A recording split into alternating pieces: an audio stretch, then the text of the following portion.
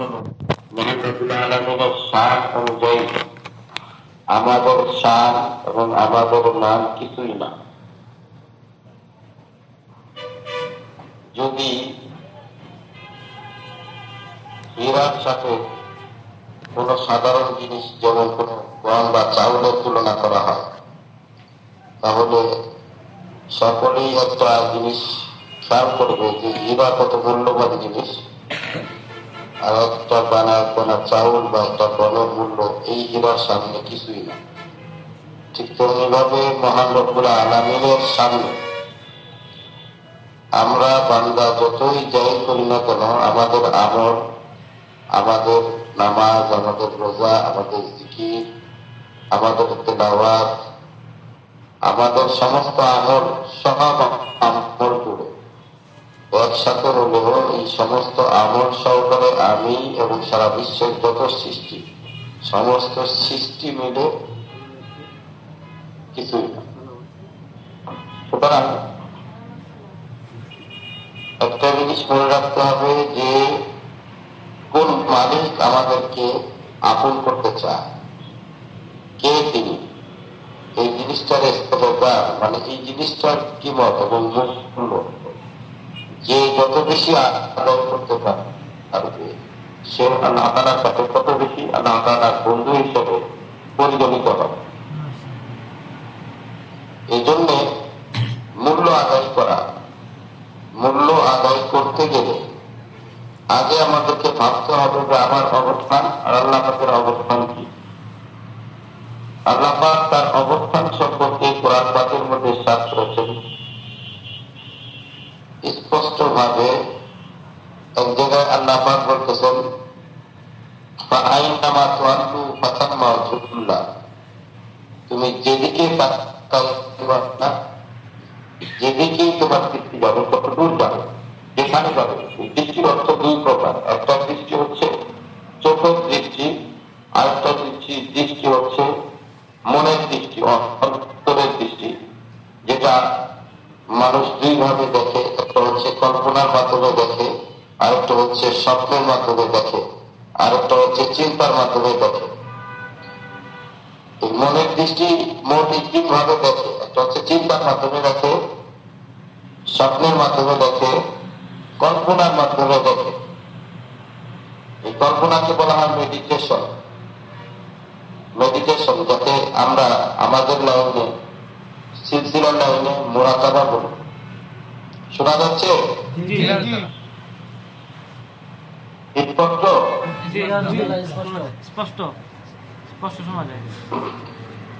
তো যেটাকে আমরা মেডিটেশন বলি, মেডিটেশন মানে মুরাকাবা। মুরাকাবার অর্থ হলো যে আমরা ইচ্ছা করে কোনো কল্পনা করে, ইচ্ছা করে কোনো কল্পনা শক্তিকে ব্যবহার করলেই সেটাকে মুরাকাবা বলা হয়। আর ফিকির বলতে বোঝা হয় এটা চিন্তার মাধ্যমে আসে। মানুষ তার চিন্তা শক্তিকে প্রয়োগ করে, এটাকে ফিকির বলা হয়। আর মনোগত ভাবে দেখা, মনের চোখে দেখা, এই মনের চোখে দেখাটাকে বলা হয় কল্পী দর্শন। কলবের মধ্যে দুটা চোখ আছে, এই চোখও দেখে। তো আধ্যাত্মিক জগতে এমনি মারিফতে তিনটা চোখ দেখে। একটা হচ্ছে মনের চোখ, দ্বিতীয় নাম্বার হচ্ছে হলো আমাদের মুরাকাবা, চিন্তার মাধ্যমে দেখা। তৃতীয় নম্বর হচ্ছে কল্পনার মাধ্যমে দেখা, যেটাকে স্বপ্ন বলা যেতে পারে। কল্পনা ও স্বপ্ন দুই প্রকার, একটা জাগতিক কল্পনা ও স্বপ্ন, আর ঘুমায় গেলে কথা স্বপ্ন বলা হয়। তো আল্লাহ পাক বলতেছেন, আইনামা তুআল্লু, তুমি যেদিকেই তাকাইবা। যেদিকে তাকানোর অর্থ কি? যেদিকে তাকানো এর অর্থ কি? উত্তর, দক্ষিণ, পূর্ব, পশ্চিম এবং উপরে এবং নিচে, ভিতরে এবং বাহিরে। তো মানুষ সবসময় যে বাহিরে তাকায় তা কিন্তু নয়, কখনো কখনো তার ভিতরেও সে তাকায়। তো মূলত দুইটা দৃষ্টির মাধ্যমে তৃতীয় দৃষ্টি তৈরি হয়। একটা হচ্ছে সূর্যের দৃষ্টি, সূর্যের আলো আমাদের দিকে তাকায় আছে। আর একটা হচ্ছে বান্দার চোখ, এটাও সূর্য, এই চোখেও সূর্যের দিক তাকায় আছে। যখন চোখ সূর্যের আলোর দিকে তাকায় আর সূর্য চোখের দিকে তাকায়, তখন দুনিয়া দেখা যায়, দুনিয়ার সবকিছু দেখা যায়। কি দেখা যায়? সবকিছু দেখা যায়। দুনিয়ার সবকিছু দেখা যায়। কথা বুঝে আসতেছে? জি। তো দুনিয়ার সবকিছু দেখা যায়। ঠিক তেমনি ভাবে আল্লাহ ওয়ালাদের চোখ এবং তার আল্লাহ ওয়ালা হওয়ার জন্য যে সার্টিফিকেট আসছে, আল্লাহ ওয়ালাদের চোখ তাদের চোখ যখন একে অপরের দিকে মনের দৃষ্টিতে তাকায়, তখন আল্লাহ তাআলাকে দেখা যায়। তখন কাকে দেখা যায়? এই জন্য আল্লাহ পাক বলেছেন, ফাআইনামা তুওয়াল্লু ফাতাম্মা ফাতহুল্লাহ, তুমি যেদিকেই তাকাইবা আমি আল্লাহ তাআলাকেই দেখতে পাইবা। কারণ এইটা হচ্ছে একটা নিয়ম, একটা কায়দার অনুসরণ আমরা সকলেই করি। বস্তুত দুনিয়াতে সকলেই একটা নিয়মকে অনুসরণ করে, প্রত্যেকেই একটা নিয়মকে নিজের জীবনের ধারাবাহিকতা একটা নিয়মের মধ্যে তা সে চলে। ঠিক তেমনি ভাবে আল্লাহ তাআলাকে পাওয়ার জন্য একটা নিয়ম থাকা চাই। কারণ তুমি তোমার জীবনের ক্ষেত্রে তুমিও নিয়ম পাও, যেখানে নিয়ম নাই সেখানে তুমিও নাই। তো কিভাবে আমি নাই? হুজুর আমি তো বর্তমান আমরা কিভাবে আমি নাই, তুমি কিভাবে নাই? যদি তোমার বিবাহটা ইসলামী সংবিধান মোতাবেক যদি না হতো, তাহলে তোমার স্ত্রী তোমার সাথে নাও থাকতে পারত। যেমন আমেরিকা লন্ডনে বৈবাহিক সম্পর্ক কোন নিয়মের মধ্যে নাই। স্ত্রী চাইলে অন্য কারো সাথে থাকতে পারে, স্বামী চাইলে অন্য কারো সাথে থাকতে পারে। ওখানে ফ্রি সেক্স এরিয়া বলা হয়। তো এই যে নিয়মের মধ্যে না থাকাতে না স্ত্রী স্বামীকে পাইতেছে, না স্বামী স্ত্রীকে পাইছে। যেখানে নিয়ম ভঙ্গ করা হয় সেখানেই কেউ কাউকে পায় না। ঠিকভাবেই তেমনি ভাবে শরিয়াতের নিয়মের মধ্যে আমাদেরকে আল্লাহ পাক কেন রেখেছেন? যে শরিয়াতের নিয়মের মধ্যে থেকে যদি কোনো বান্দা আল্লাহকে পাওয়ার চেষ্টা করে, তাহলে সে সত্যি সত্যি আল্লাহকে পেয়ে যাবে, আল্লাহ তার হয়ে যাবে। যেমনি আকদ বলা হয় বিবাহ বন্ধনের একটা নিয়মকে। এই আকদের মাধ্যমে অর্থাৎ উভয়ের মধ্যে এক ধরনের প্রতিজ্ঞা হয়, সেই প্রতিজ্ঞাটাকে আকদ বলা হয়।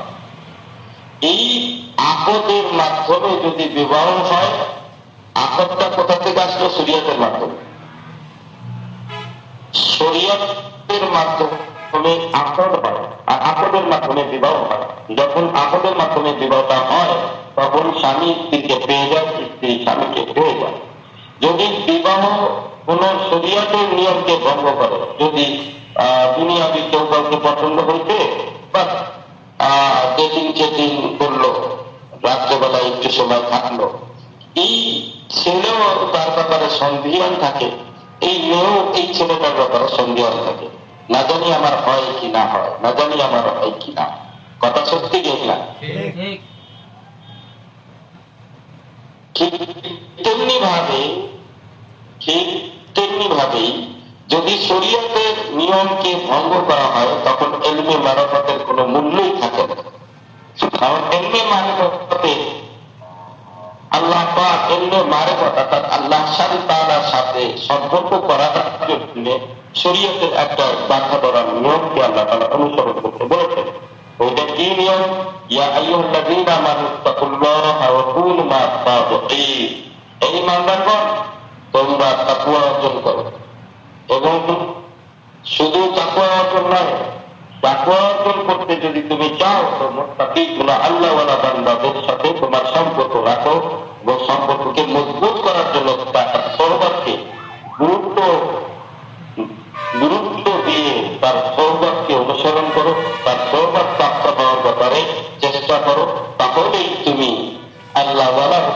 এটা শরীয়তের নিয়ম কিনা? আমি যে আয়াতটা বলেছি এটা কোরআনে আল্লাহ পাক বলেছেন যে,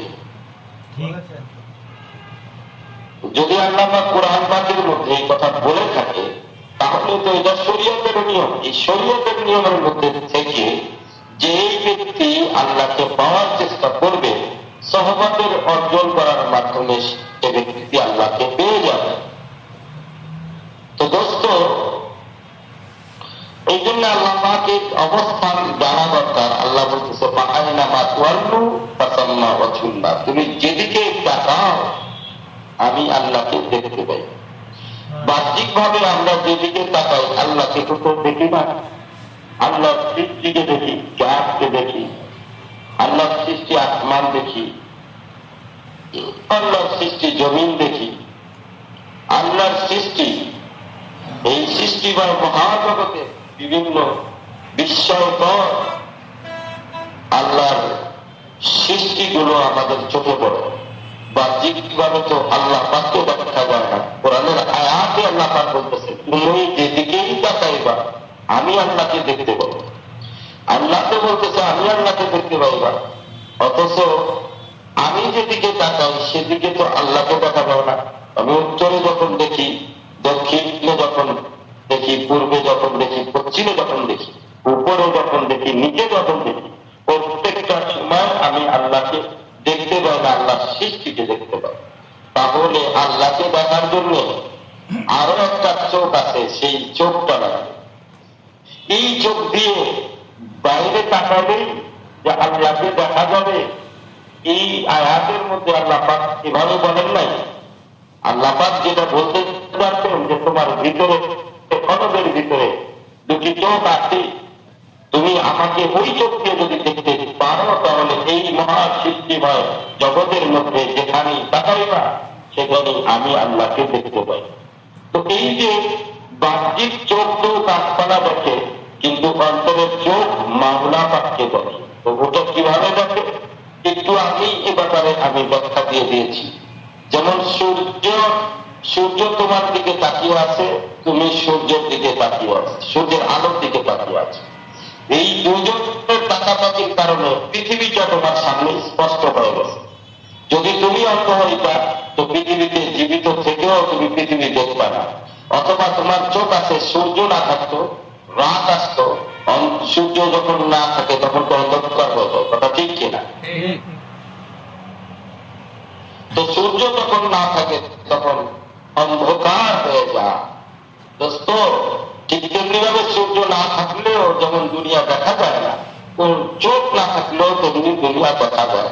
তো ঠিক তেমনি ভাবে আল্লাহওয়ালাদের কলবি চোখ এবং আল্লাহওয়ালাদের সহবতে যে সাবলেট আছে তার কলবের চোখ যখন একত্রিত হয়ে যায় তখন মাওলা পাককে দেখা যায়। তখন কাকে দেখা যায়? মাওলা পাককে দেখা যায়। সুতরাং দুই চোখ একত্রিত হলে দ্বিতীয় জিনিস স্পষ্ট হয়, কারণ আল্লাহ পাক বান্দার কলবে থাকে। আর তাকওয়া হাহুনা, হাদিসের মধ্যে আল্লাহ রাসূল সাল্লাল্লাহু আলাইহি ওয়াসাল্লাম বলেছেন তাকওয়া কোন টাকা পয়সার নাম না। তাকওয়া কোন বড় বড় বড় বড় দান সৎকার নাম নয়। তাকওয়া কোন বড় বড় জিকিরের নাম নয়। তাকওয়া এমন এক বস্তু যেটা কিনা বান্দার অন্তরের মধ্যে থাকে। কারণ তাকওয়ার অর্থ যেটা সেটা হচ্ছে পরহেজগারি। আর পরহেজগারি এটা তিনটি গুণের সমন্বয় হয়। একটা হচ্ছে বান্দার কলবে আল্লাহ পাকের ভয় থাকতে হবে, দ্বিতীয় নম্বর সে ইবাদতের উপরে সর্বদা ইস্তেকামাত থাকবে, তৃতীয় নম্বর হচ্ছে সে গুনাহ থেকে পরহেজ থাকবে। এই তিনটা জিনিস যে বান্দার কলবের মধ্যে অবস্থান হবে সেই বান্দাই তাকওয়াদার হবে। তা না হলে তাকওয়া হাসিল হবে না। তাকওয়ার অর্থগত ভাবে তার যেই বিষয়টা দরকার সেই বিষয় সে পাবে না। কারণ কাপড় তুমি বাজারে কিনতে গেছো পরার জন্য, এখন তুমি কাপড় কিনলা তোমার মার জন্য, এখন আয়সা দেখো তোমার মাই মারা গেছে, তো এই কাপড়ের কোনো অর্থ আছে? এই কাপড়ের কোনো অর্থ নাই, কারণ তোমার মা এখন জীবিত নেই। তুমি খাবার খাওয়ার জন্য রওনা দিয়েছ, হ্যাঁ, এই মুহূর্তে দেখা গেল কোন গুরুত্বপূর্ণ খাবার অর্ডারও দিয়েছো, খাবার চলে আসছে, কিন্তু এই মুহূর্তে গুরুত্বপূর্ণ কাজ তোমার সামনে আসছে আর তুমি নাকে মুখে খাওয়াবে, এমন খাওয়াই খাইবা। এখন খাওয়ার চোটে মানে তুমি কাজের চিন্তায় তোমার খাওয়ার স্বাদ নষ্ট হয়ে গেছে, কাজের চিন্তায় নষ্ট হয়ে গেছে। খাওয়া যে মানুষ তো খাবে আস্তে আস্তে, খুব ওটার স্বাদ অনুভব করবে, ওটার মজা নিবে, খাবারের মজা নিবে, কিন্তু এই বান্দা না খাবারের মজা নিতে পারলো, তার কারণ অন্য টেনশন তার খাবারের মজাকে নষ্ট করে দিয়েছে। এই জন্যই বলা হয় দুনিয়ার থেকে বাঁচো, কারণ দুনিয়া যদি কারো অন্তরে বসে যায় দোস্ত, তার আল্লাহ তাআলাকে হাসিল করার যে মজা, এই মজাটা থাকবে না। যদিও সে জিকির করতেছে, যদিও সে নামাজ করতেছে, যদিও সে আল্লাহর হুকুম মানতেছে, কিন্তু এমন ভাবে মানতেছে, ওই বান্দা যখন খাবারের অর্ডার দেওয়ার পর যখন বছর ফোন দিয়ে বললো যে এই টাকা তো তাড়াতাড়ি করতে হবে, তখন তার মাথার ঘাম করতেছে আর এই দিকে খাইতেছে। যদি পরে জিজ্ঞেস করা হয় কি খাইলা বাবা, তখন সে বলবে যে হুজুর আমি যে কি খাইছি নিজে ওটা না। এর কারণ কি? কারণ বছর গল্পিতে মনের চোটে আমার খাবারের কথাই মনে নাই, কিন্তু পেটকে তো বুঝাইতে হবে তো কোন রকম খাইছে। তো অনেকে নামাজ এরকম খাওয়ার মতো খায়, অনেকে রোজা এরকম খাওয়ার মতো রাখে, অনেকে জিকির এরকম খাওয়ার মতো করে, কিন্তু কেউ মন থেকে করতে পারেন না। তার কারণ এই মূল কারণ হচ্ছে সে দুনিয়ার সোহবতে আছে। সোহবত তোমার ইচ্ছায় হোক অনিচ্ছায় হোক, সোহবতে তুমি কারো না কারো থাকোই। যদি তুমি তোমার সাহেব আল্লাহওয়ালাদের সোহবতে না থাকো, তাহলে দেখবা তুমি কোথাও না কোথাও তোমার সোহবত ওই সময়টা, যেই সময়টা তুমি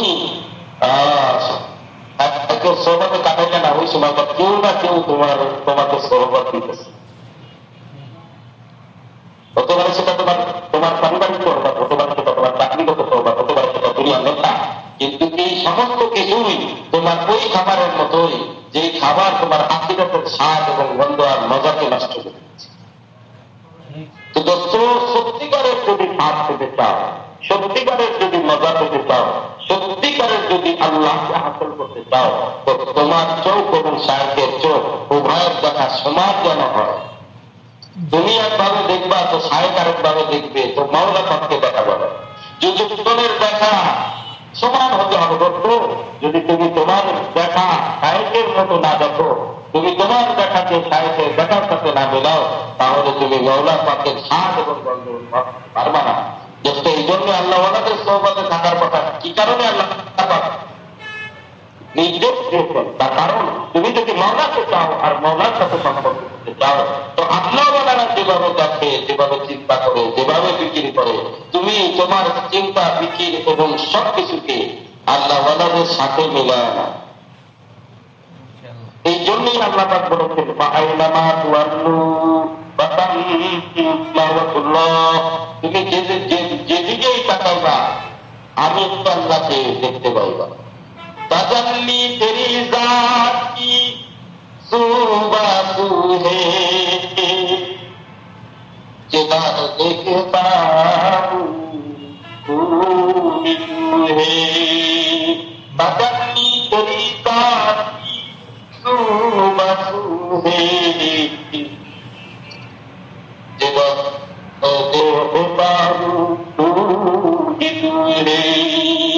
दोस्तों, আমার তাজাল্লি, আল্লাহ তাআলার তাজাল্লি অর্থাৎ আল্লাহ পাকের নূরের ঝলক সব জায়গায় আছে।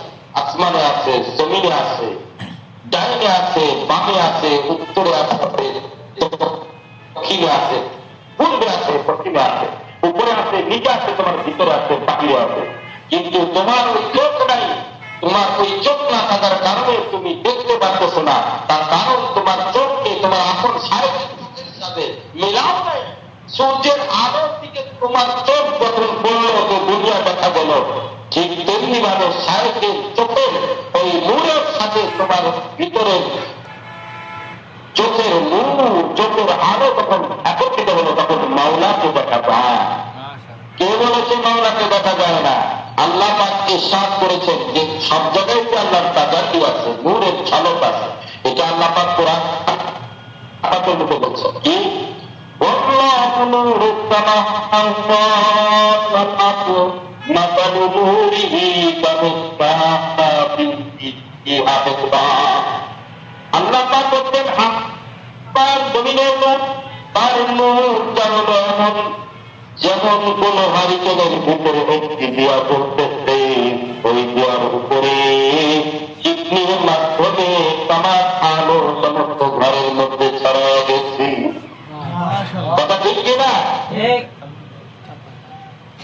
দোস্ত? এমনি ভাবে যেমন লাইটের ভিতরে একটা তার আছে, ওই তারের কারণে উপরে যে কাঁচ আছে ওই কাঁচের সাথে তারের একটা জাস্ট আছে, ওই তারের ভিতরে যে কারেন্ট ইনফ্লুয়েন্স করছে ওই কারেন্ট কিন্তু দেখা যায় না। বুঝতে পারো? তুমি বলতে পারো কেন দেখা যায়? আমি বলবো উপরের লাইটের যে কাঁচটা আছে কাঁচটাকে ভেঙে ফেলো, ভেঙে ফেলে এবার সুইচ দাও, কাজ করবে জয়টা আছে কি ভাই? কারণ জয়টা আছে কি না? কারের জয়টা আছে ওই লাইটের ভিতরে। কারের জয়টা থাকার সাথে উপরে কাঠটা ভেঙে তারা ফেলার কারণে কিন্তু যতবারই তুমি সুইচ দিতেছ আলো জ্বলতেছ না। আলো জ্বলতেছে না, কথা ঠিক কিনা? ভাবে তোমার ভিতরে যে তুমি মাওলা পাককে চাও, ওই চাওয়ার যে তার লাগে ওই তারটা তোমার ভিতরে আসছে। সাহেব হলো ওই লাইটের ওই তার, ওই দিকটা ওই আয়না, আয়নাটা যদি তোমার কাপড়ের মধ্যে ঠিক হয়ে যায় তখন বাকি জ্বলে উঠবে, ঘুরে বাকি জ্বলে উঠবে, নূরের বাতি জ্বলে উঠবে, তখন তুমি যেদিকেই তাকাইবা আল্লাহ তাআলার নূর দেখতে পাবে। তো আল্লাহ তাআলা এই বন্ধুত্বকে দেওয়ার জন্য আল্লাহ ওয়ালাদেরকে আল্লাহ তাআলা দুনিয়াতে পাঠাইছে, আমরা যেন এই বন্ধুত্ব রক্ষা করতে পারি। আল্লাহ তাআলা আমাদেরকে তৌফিক দান করেন, আমিন। সবাই বলে আমিন। আর রাকিব এটা কি রেকর্ডিং হয়? রেকর্ডিং করা যায়? রেকর্ডিং হচ্ছে? মাশাআল্লাহ, ওটা পাঠাই দিও, ওটা পাঠাই দিও। আজকে সংক্ষেপে আমরা আলোচনা করবো, আবার তো এই রেকর্ডিংটা আলাদা করো, এরপরে আমি সাথীদের সাথে কিছু কথা বলবো। এখন এটাকে আলাদা করো।